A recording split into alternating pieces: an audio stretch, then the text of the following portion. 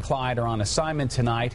Investigations begin after a crime is committed. But what if detectives could go back beyond that time horizon before the crime? Now, as you can see in this exclusive I-Team report.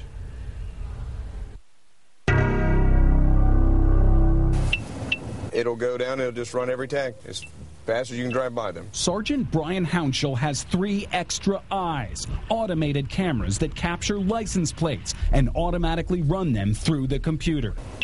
Anytime that little beep, it's actually reading a plate. It's called license plate recognition, or LPR. If there's a stolen vehicle in this parking lot, the system will find it. Medium alert. A single officer can check as many as 4,000 license plates in an 8-hour shift. Within the past 4 or 5 minutes that we've been operating the vehicle, we have read 62 license plates. But here's where it gets really interesting. The scans from dozens of cruisers like this are also saved indefinitely. A photo of the plate, a snapshot of the car, the GPS location, time and date for every car the system sees. All of that information is then sent back to a law enforcement investigative database where we can search retroactively for vehicles that possibly were involved in crime or involved in crime in the future. Cincinnati police IT expert Heather Witten oversees the nation's only 3-state LPR database. It's a total of 54 agencies in a 12-county region: Ohio, Kentucky, and Indiana. It's called SOSYNC, the Southern Ohio, Southern Indiana, Northern Kentucky LPR database. How many plates has it captured so far? 11.5 million as of this morning. 11.5 million. Your car is probably in here, and more than once. When you drive by it, it catches your license plate. It's that simple. Warren County investigators ran my plate through the system and found a snapshot of my car on Columbia Parkway from the night before. In the event that you're either a suspect or a victim in a crime, for example, we can go back and kind of retrace some steps, but that's the only time the information's used. For more than 100 years, the fingerprint has been used for identification, but really became a powerful investigative tool with the development of AFIS, the Electronic Central Database for searching fingerprint records. Then came DNA and CODIS, the Central Electronic Database for searching DNA records. To have these on file, you would have already had to have contact with law enforcement. That's where SOSYNC is different, and it's really Minority Report, because a suspect's license plate can be searched even weeks before he knew he was going to commit the crime. When we captured that plate, the officer in the field didn't receive an alert because that vehicle wasn't involved in crime, but that night that individual went and robbed a UDF. And now we knew that they were in the area that same day. Just like here, we could be driving through this parking lot capturing these tags.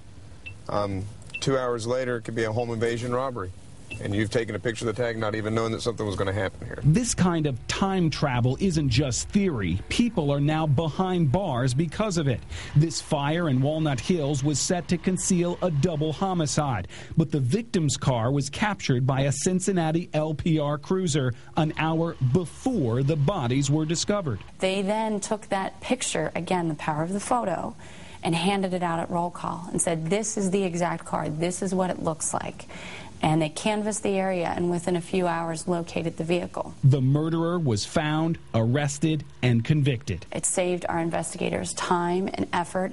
Ultimately, it saves the city money because we're not out chasing false leads. If you have a name that came up in relation to a homicide and your LPR data can confirm that, yes, that person's vehicle was in that area, it makes that guy a stronger suspect. Warren County caught a serial burglar with the help of LPR. Police say Ryan Bowman stole an engagement ring from this jewelry store. We developed a suspect off of a fingerprint hit at a crime scene.